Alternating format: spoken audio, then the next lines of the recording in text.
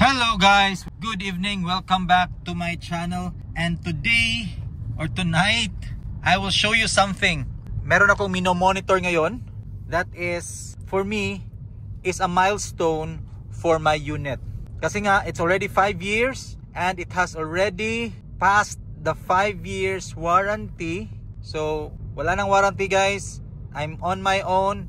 And today, tignan nyo yan guys, yung odometer nya, it's already 49,999 guys. Wow! I am celebrating this with you. Happy 50,000 kilometers to my MG5 core manual transmission. Imagine guys, umabot siya ng 5 years. It's a big milestone for me. Kasi nga, syempre, this is China made.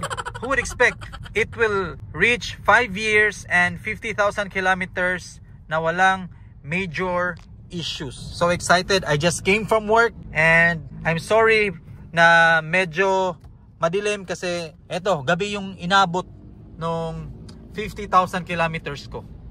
Legit yan guys.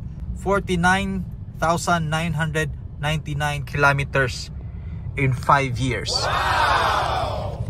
So ano yung masasabi nyo guys? Worth it ba itong MG5? For me, kasi wala akong choice. Ito yung car ko. I am very happy na aabot ako nito. I'm just sharing it with you guys kasi syempre, you've always been there.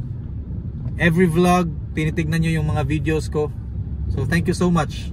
Though I'm not earning a lot from this vlogging, pero your comments and your likes and your shares means a lot.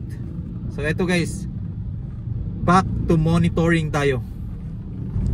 Don't worry guys, I am being careful while doing this.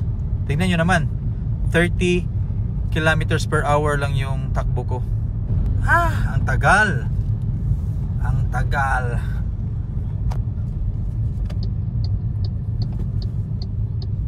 Alright, it's now 50,000 kilometers. Congratulations to me. Yes, I am so happy guys. 50,000 kilometers MG5 in 5 years. So looking forward for more mileage and more adventure with this car, with my family of course. And watch out for siguro for my update kung bibili ba ako ng bagong car or not. I'll let you know in the future. So God bless guys, stay safe and always drive safe. God bless you. See you on my next vlog.